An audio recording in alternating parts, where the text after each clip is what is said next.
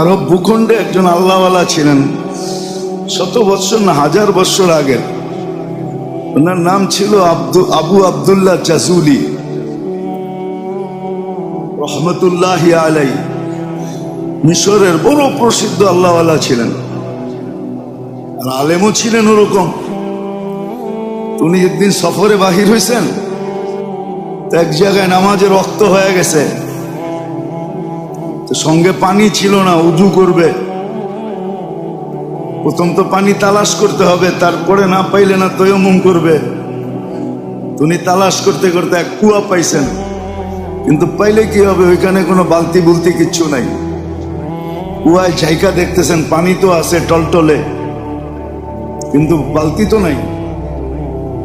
দেখেন ওইখানে একটা ঘর ছিল, তো ছাদের উপর এক ছোট মেয়ে খেলতেছিল। মেয়েকে ডাক দিয়া বলছে, মেয়ে একটা বালতি দাও না, আমি উজু করব, নামাজের সময় হয়ে গেল। তো মেয়ে জিজ্ঞাসা করছে, মানান্তা, তুমি কে? পরিচয় দিছে, আনা আবু আবদুল্লাহ জাজুলি। মেয়ে আকাশ আশ্চর্য হয়ে বলতেছে, শাইখ, তুমি এত প্রসিদ্ধ শাইখ, এত নামি দামি, তোমার নাম পুরা ভূখণ্ডে ছড়ানো, আর তুমি কুয়ার থেকে পানি উঠানোর জন্য বালতি খুঁজতেছ? এটা তো বড় আশ্চর্যের বিষয়। মেয়েও মেয়েই ছিল, বাচ্চা হইলে কি হবে, মেরা দিছে একটা।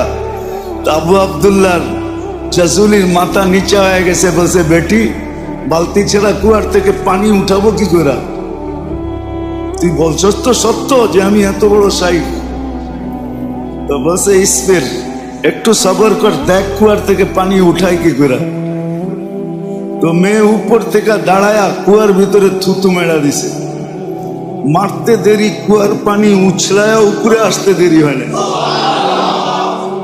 আবু আবদুল্লাহ জাজুলি রহমতুল্লাহ আলাইহি মাথায় হাত দিয়া বসা পড়ছে, আমি এত বড় শাইখ,